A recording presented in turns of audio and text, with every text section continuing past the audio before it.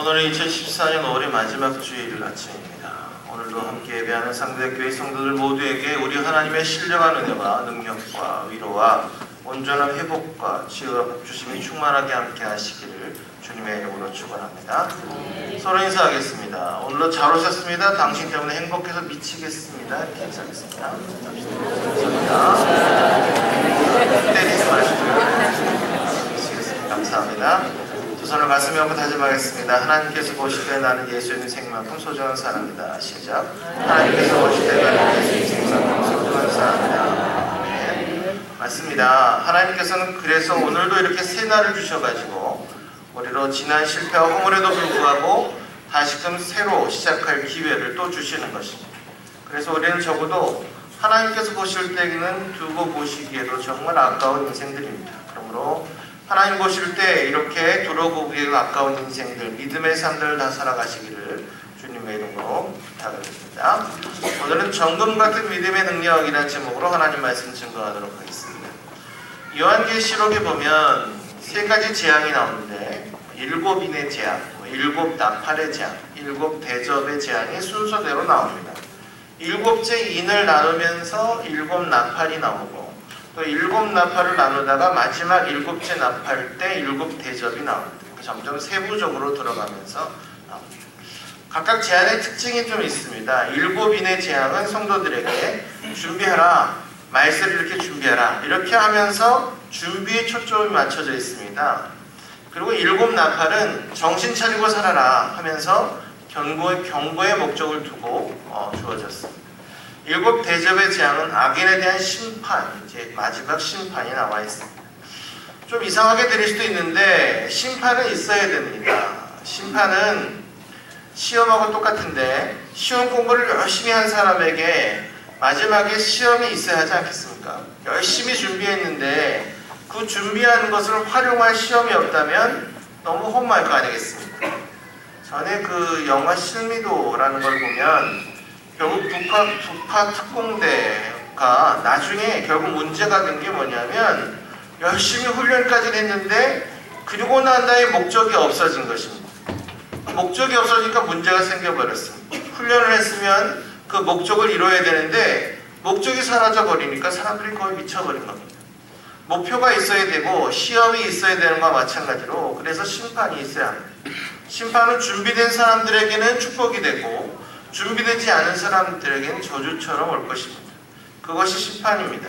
심판이란 좋은 의미도 나쁜 의미도 다 있습니다. 우리 중에 신앙생활이 쉬운 사람도 있고 어려운 사람도 있습니다. 어떤 사람은 나는 시험이 없다고 그런 사람이 간혹 있습니다. 그런데 그건 마귀와 싸움이 뭔지 몰라서 그렇지 시험이 없는 사람은 없습니다. 시험이 없어 보이는 게 시험일 수도 있습니다. 다 고난과 시험이 있습니다. 이제 다 끝났다 싶으면 또 어디선가 살아나가지고 또 공격하는 게 마귀입니다. 이스라엘 백성이 출애굽할 때도 그랬습니다. 이스라엘 백성들은 애굽에 있을 때도 고난을 당했지만 풀리고 난 다음에도 고난이 있었습니다. 애굽 군대가 쫓아오고 앞에는 홍해가 있고 막 그랬습니다. 그러니까 절망, 원망, 부르짖음 뭐 이런 게 있었습니다. 그러니까 예수 믿고 난 다음 구원받은 이후에도 고난과 위기의 순간은 언제든지 찾아올 수 있다는 것을 명심해야 합니다. 그렇기 때문에 이 자리에 앉아있는 분들 가운데 시련과 고난이 없는 사람은 한 명도 없을 겁니다. 게다가 실제로 객관적인 고난의 크기보다 자기가 스스로 느끼는 고난은 더 크게 느껴집니다. 고난의 무게는 매우 주관적인 것입니다. 그런데 제일 큰 고민은 고난의 크기나 고난의 무게 같은 게 아닙니다. 우리가 고난을 당하더라도 이게 분명한 목적이 있다고 생각하면 무슨 일을 치러내기 위해서 그것을 받아야 된다고 하면 그냥 어떻게 좀 해보겠는데 어떻게 견뎌낼 여지가 있겠는데 지금 당하는 고난은 의미가 없다고 생각하는 데다가 이것이 또 끝나지도 않을 것 같다 이런 생각이 들기 때문입니다. 이것이 하나님 뜻이 아니라고 생각할 때 엄청 헷갈립니다. 예를 들어서 우리가 선교사님들 이야기들 많이 듣는데 정말 일부 이상한 사람들을 제외하고는 선교사님들이 굉장히 헌신적입니다. 근데 캄보디아에서 선교하던 어느 선교사님은 가족들이 다 비행기 타고 선교하러 가다가 사고로 모두 죽었습니다. 이럴 때 여러분 어떤 생각이 듭니까? 이상하다. 주의 일을 하는데 왜 이런 일이 벌어지나 이렇게 생각하지 않겠습니까? 이게 신학적으로 해석이 되는 일이 아닙니다. 이런 일만 그런 게 아닙니다. 우리 주변에 찾아보면 많습니다. 어떤 청년이 신앙이 굉장히 좋습니다. 기도도 열심히 하고 근데 결혼을 못해요. 시간 막 흘러가고 그럴 때 기도 안 하고 껄렁껄렁 애들은 다 시집장가 갑니다. 이러면 헷갈리지 않습니까? 하나님의 뜻이 뭡니까? 내가 믿음 지키다가 이 꼴이 뭡니까? 이렇게 흔들리지 않겠습니까? 그럴 때 주변에서 이상한 사람들이 말도 합니다. 뭐 대단한 신앙을 가졌다고 그러느냐, 적당히 타협하고 평범하게 살지 왜 이렇게 유별나게 사느냐, 그러니 고난이 임하지 않느냐, 뭐 이럽니다. 꼭 그 말이 맞는 것 같습니다. 그런데 이럴 때가 위기입니다. 대충 살라고, 대충 살면 더 잘 산다고, 이런 얘기가 솔깃해질 때 사실 이런 게 제일 큰 위기가 됩니다. 이럴 때 우리가 다 절망하는 이유는 끝이 아닌데 끝이라고 생각하기 때문에 그렇습니다. 이스라엘 백성들 하나님 말씀대로 순종하니까 순종하는 대로 고난이 더 많아졌습니다. 모세의 말을 듣고 출애굽했더니 죽을 위기에 처하게 됐습니다. 애국 군대가 쫓아오고 앞에는 홍해고, 그러자 이스라엘 백성들이 원망하지 않습니까? 야, 말씀대로 순종할 꼴이 이게 뭐냐? 막 그럽니다. 그런데 다 지내놓고 보니까 이제 다 끝났다고 엄청난 위기가 닥쳤다고 생각했던 그것이 거기가 끝이 아니었습니다. 홍해를 건너갈 때 이스라엘 백성들은 다 구원함을 받았고 애굽의 군대는 다 홍해에 빠져 죽었습니다. 모든 일이 한순간에 정리되어 버린 것입니다. 우리도 이 땅에 살아갈 때 그런 일이 벌어집니다. 위기는 더 큰 승리를 주시기 위한 하나님의 뜻일 때가 많습니다. 여러분, 한판의 큰 인생을 살려고 한다면 고난이 많아야 될지도 모릅니다. 고난을 통해서 내 인생이 뒤집어집니다.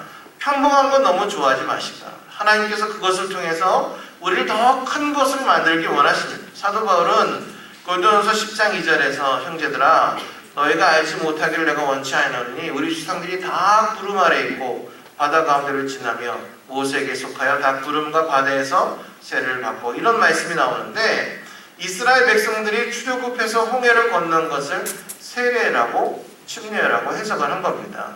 이 침례나 세례는 죽음을 의미하는 말입니다. 그러니까 물에 잠길 때 옛사람은 다 같이 죽고 물에서 나올 때 예수님과 함께 새 사람으로 거듭난다, 이런 걸 의미합니다. 그리고 예수님과 연합을 의미합니다. 이렇게 함께 죽고 함께 사는 것, 이게 세례가 갖고 있는 의미입니다. 그래서 제가 속한 교단은 침례교회, 순복음교회, 그리스도교회, 그리고 일부 장로교회와 타교단들 일부는 세례를 줄 때 물속에 확 빠뜨려서 침례를 줍니다.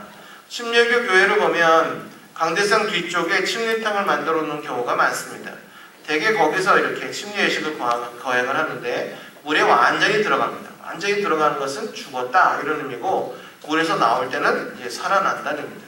보통 뒤로 넣었다가 뺍니다. 들어갈 땐 죽음이요, 올라갈 땐 다시 살아남, 예수님과 연합된 존재를 몸으로 경험하는 겁니다. 이걸 침례, 세례라고 합니다. 우리의 삶 가운데 고난도 마찬가지입니다. 홍해라는 고난이 우리에게 주는 의미는 죽음입니다.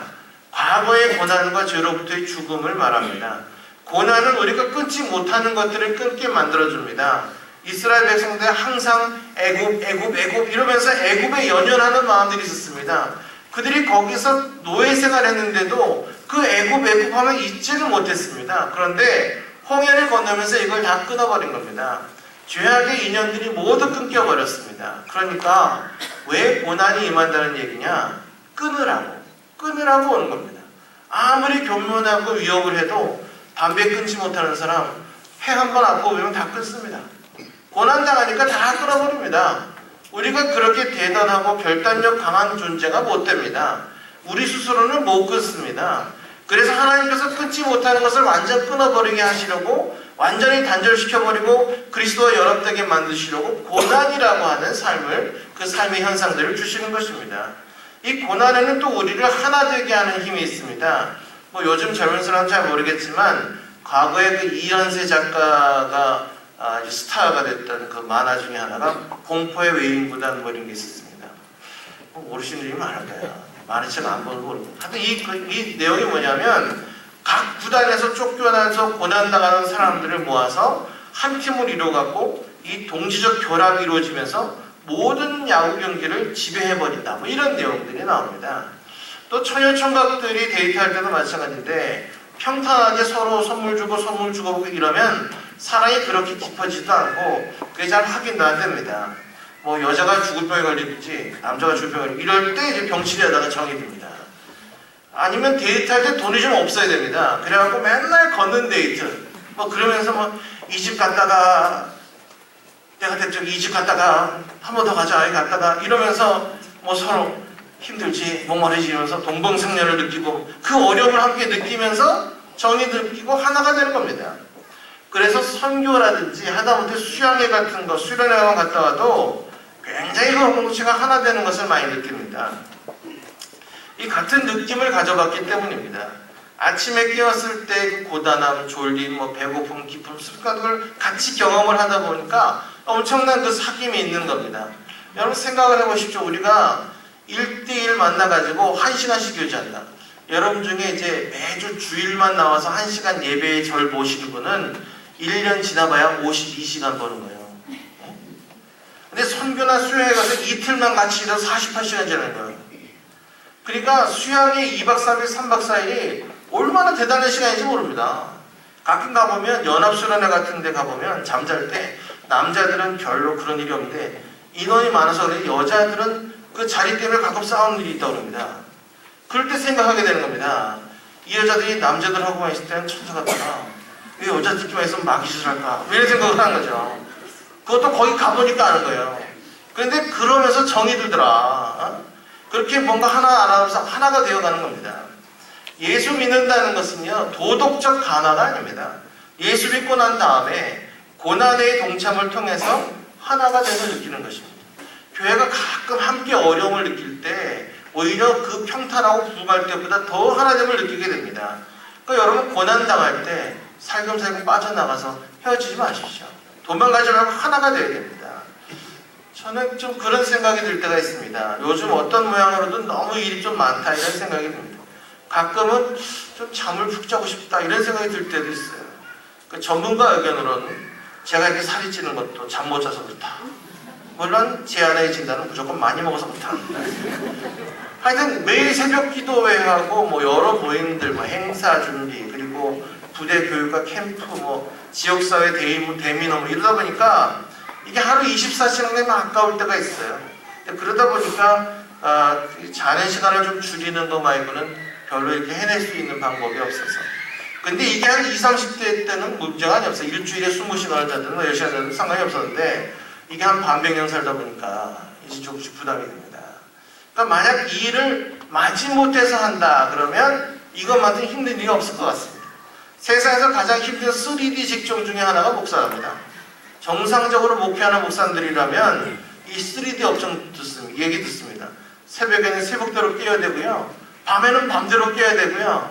거기다가 성도들은 되게 말 안 하고 아프고요. 가끔 가족들도 신고 안 하고 다 돌아가십니다. 그러니까 아무 때나 막 무슨 일이 나타나는 거예요. 하여튼 그러니까 여러분이나 저나 기본으로 한 주에 10번 이상 예배를 드려야 되고요. 그것도 아주 정성스럽게 드려야 합니다. 거기다 사실 눈에 보이는 것보다 눈에 안 보이는 일이 많잖아요. 준비하는 분들 여러 가지 일들. 그럼에도 불구하고 우리가 그것을 할 수 있는 이유는 주님과 함께 연합한다는 기쁨이 그 안에 있기 때문에 가능한 것입니다. 고난도 주님과 함께 동참한다면 영광이 될 수 있습니다. 정금이라는 거, 순금 이것은요 고난의 영광도를 무서워하지 않습니다. 왜? 순금이 안 무서워한 이유는 들어가야 내가 진짜 금이라는 게 증명되기 때문입니다. 이 순금은 정금은 용광로에 들어가도 그 가치를 변함없이 발휘하고 있습니다. 그거 아시죠? 시계 같은 거 마찬가지인데 뭐 진짜 시계와 짝퉁 시계를 차는 사람의 차이가 있습니다. 그 진짜 시계 중에 그 300m 방수 뭐 이런 시계 있잖아요. 이런 거 찬 사람들 거의 수영장 가면 차고 들어갑니다. 근데 짝퉁 탄 사람도 자존심 있으니까 차고 들어갑니다. 근데 막 그 수영하다가 시계 보는 재미가 그 만만치 않답니다. 근데 하여튼 그렇게 하고 나오면 진짜 시계 산 사람은 아무 문제 없는데 짝퉁 산 사람은 한 달을 말려야 됩니다. 이게 그 문제가 되는 거죠. 문제가 생기고 나면 진짜와 가짜가 갈려집니다. 그러니까 험난한 상황을 만날 때 진짜와 가짜가 갈라지는 경험을 하게 됩니다. 오늘 제목처럼 정금 같은 믿음은 오히려 고난의 때 그 능력이 나타나는 것입니다. 정금은 고난의 불을 두려워하지 않습니다. 성도들도 마찬가지입니다. 정금 같은 신앙을 가지고 있는 사람은 고난을 두려워하지 않습니다. 고난 때문에 자기의 정금됨이 더 빛납니다. 하나님이 공급하시는 것인지 아닌지 고난 당해보면 알 수 있습니다. 자기 힘 갖고 하는지 하나님이 공급해 주시는 힘으로 하는지 그 고난 당하면 바로 편합니다. 자기 힘으로 하면 다 타버립니다. 성령물같이 죄가 돼버립니다. 그러나 하나님이 공급하는 힘으로 살면 살아남습니다. 그러니까 고난이 왜 두렵겠습니까? 홍해는 이스라엘 백성들이 하나님의 축복받은 종이라는 것을 깨닫게 하는 비결이었습니다. 고난은 임해야 됩니다. 이 고난을 통해서 내가 성장하는 것입니다. 고난을 통해서 내가 영광받는 것이지 넘어지는 것이 아니라는 것을 눈치채시기 바랍니다. 왜 그러냐? 나를 위해서 싸우시는 하나님이 있기 때문입니다. 출애굽기 14장 19절 20절에 보면 이스라엘 진 앞에 가던 하나님의 사자가 그들의 뒤로 옮겨가매 구름 기둥도 앞에서 그 뒤로 옮겨 애굽 짐과 이스라엘 진 사이에 이르러 선이 저쪽에는 구름과 흑암이 있고 이쪽에는 밤이 밝음으로 밤새도록 저쪽이 이쪽에 가까이 못하였다. 그러니까 구름 기둥과 불 기둥이 이 이스라엘과 애굽 군대를 나눠놨다 이런 얘기입니다. 하나님의 불 기둥과 구름 기둥이 이스라엘을 지키면서 대신 싸워줬다는 거예요. 구원받은 이스라엘 백성들은요 계속 추격당하는데 계속 밝은 길을 갔어요. 이스라엘 백성들이 어두운 길을 막 무섭게 칠흑같이 어두운 밤을 간 게 아닙니다. 어두운 밤길 불기둥이 있었어요. 우리도 마찬가지입니다. 우리를 어두움 속에 사는 게 아닙니다. 어두움 속에 걸어갈 수 있지만 불기둥 속에서 가고 있는 거예요. 앞에 인도함이 있어요. 우리는 어둠 속을 걸어가더라도 인도하는 빛이 있는 겁니다. 괜히 갈 길 때문에 헤매지 말고 불기둥 가는 대로 가면 됩니다. 낮에는 구름 기둥이라는 하나님의 파라솔이 있었습니다. 이것이 우리를 인도합니다. 우리에게는 환경에 관계없이 밝은 길과 인도하는 빛이 있습니다. 그렇기 때문에 여러분 걱정할 필요가 없는 겁니다. 그 빛이 또 여러 가지로 쓰입니다. 원수가 추격할 때 주님이 막아주시고 뜨거워서 못 오게 해주시고 우리가 전진할 때는 우리 앞에 가다가 우리가 쉴 때는 뒤로 와서 적을 막아주시고 이런 불기둥과 구름기둥 안에 살아가는 백성들이 너무 두려워하면 안 되는 겁니다. 두려워할 게 하나도 없습니다. 문제는 불기둥과 구름기둥이 없으니까 문제인 겁니다. 뭐 있는 거라고는 기둥섬밖에 없다고 이런 얘기를 하니까 그게 문제가 되는 겁니다. 여러분의 삶에 불기둥과 구름기둥이 있습니까? 그거 있으면 원수의 공격을 두려워할 필요가 없습니다. 이스라엘 백성은 이것으로 승리했습니다. 그러므로 오늘도 우리가 이 땅에 살아갈 때 믿음이라는 것이 무엇이냐?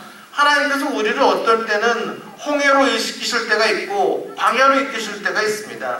어느 곳에 가든지 하나님께서 우리가 함께 해주시기만 하면 그곳이 천국이 될 수 있다는 것을 믿는 것, 그것이 믿음입니다. 우리가 가는 길을 모르는 게 아닙니다.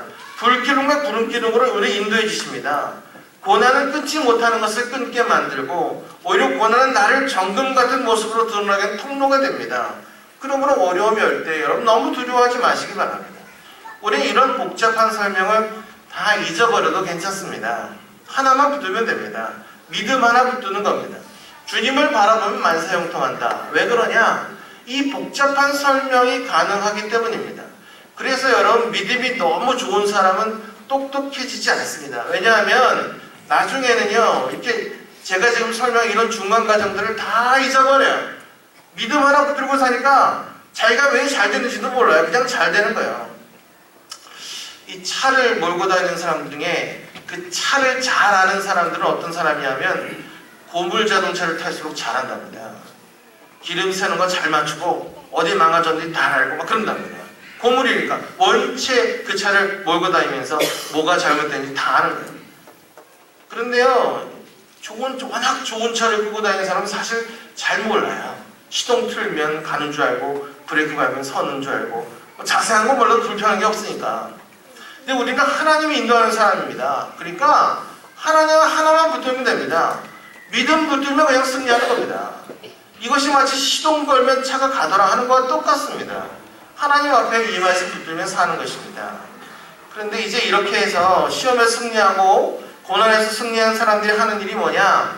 찬송입니다. 찬송. 출애굽기 15장은요 홍해를 건너고 난 다음에 불렀던 이스라엘 사람들의 찬송입니다. 찬송이 넘쳐나게 됐다 이것입니다. 하나님의 놀라우신 은혜와 능력을 맛보고 난 다음에 찬송하기 시작했습니다. 근데 우리 삶 가운데 왜 찬송이 없느냐? 다른 사람이 아무리 어려움을 당하고 고난을 겪었다 하더라도요, 그것이 막상 자기 자신이 당한 고난이 아니면 찬송까지는 나오지 않습니다. 그냥 아멘은 하겠지만 그러지 않습니다. 다른 사람이 죽었다 살아났다고 해도 그 찬송이 잘 나오지 않습니다. 내 경험이 아니니까. 우리가 아주 그 놀라운 믿음의 사람들의 간증 같은 거 듣고요, 또 그분들의 이런 그 말씀을 들을 때 너무 은혜가 됩니다. 그런데 그 일에 대해서 정말 아멘을 하고 부럽다는 하지만 찬송까지는 안 나옵니다. 내 경험이 아니라서 그렇습니다. 근데 자기 것이라면 나는 뭐 죽었다가 살 것도 없고 그냥 죽을 뻔하다가 살아남나도 막 찬송이 나오는 거예요. 그게 내 경험이기 때문에 그래요. 저는 뭐 다른 사람 다 아는 거지만 처음 특전사 가고 낙하산 탈 때 그때도 제 몸이 그렇게 날렵하지 않았어요. 거의 거기서 뛰기 어렵다고 하는 그 한계에 비슷하게 해서 딱 뛰어내렸는데 처음에 낙하산이 딱 펴지더라고요. 그러니까 찬송이 나오더라고요. 그 위에서. 뭐 뿅망하지 않아 떠들지 마라 말하지 막 그러더라고요. 혼자 떠든다고. 근데 찬송이만 나오더라고요. 자기가 경험하면요, 별거 아닌데도 막 찬송이 나오는 거예요. 그래서 옆에 사람이 볼 때는 별것도 아닌 것 같고 뭐 저런다고 뭐 그럴 수 있어요.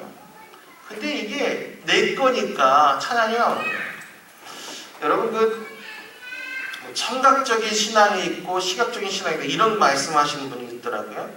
시각이 없는 사람, 청각이 있는 시각장애들에게 이 푸른빛 같은 걸 설명할 방법이 없다는 거예요. 그러니까 이제 추상적으로 푸른빛은 뭐 트럼펫 소리 같다 뭐 이런 식으로 설명한대요. 똑같이 설명이 안 돼요. 근데 물론 비슷한 이미지는 온다는 거예요. 대충 어떤 이미지겠다는 오지만 그게 아니라는 거죠. 그렇게 시각장애인들이 그 장님 코끼리 다리 만지듯이 이렇게 하나님 능력을 체험하려고 할 때가 많아요.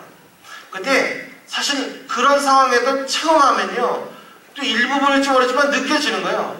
설명은 안 돼도, 안 보이는 사람에게 설명이 안 되지만 느끼는 거예요. 그게 느껴지면 찬송이 되는 거예요. 어떻게 우리 가운데 그 많은 시각장애자들, 또 많은 그 신체장애가 있는 분들이 오히려 더 그 정상인 사람도 더 하나님을 찾아가고 하나님을 더 느끼고 감사하며 사느냐, 어떻게 만족한 삶을 사느냐, 그분들이 하나님을 느꼈기 때문에 그런 거예요. 설명으로는 다 안 되는 거예요. 여러분, 우리 상부대교회 모든 믿음의 성도들이 진정으로 하나님을 경험하고 본 것 때문에 찬송하는 종들이 되시기 바랍니다. 이렇게 본 것 때문에 나오는 찬송의 능력이 있습니다. 그래서 하나님 백성들은 설명하려고 하는 무리가 아닙니다. 사실 여러분 안 믿는 사람들에게 예수 믿는 거 설명하는 게 쉽습니까? 어려워요. 왜? 불신자들은 시각장애, 영적인 시각장애를 갖고 있어서 안 보이기 때문에 우리가 어떻게 푸른 빛을 설명하겠습니까? 그래서 근데 우리는 찬송할 수밖에 없어요.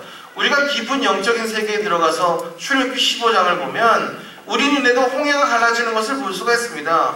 그렇게 되면 우리도 그 통쾌한 그 찬송이 나오게 되는 거예요. 그럼 내 인생 가운데도 홍해가 갈라지는 체험을 하게 됩니다.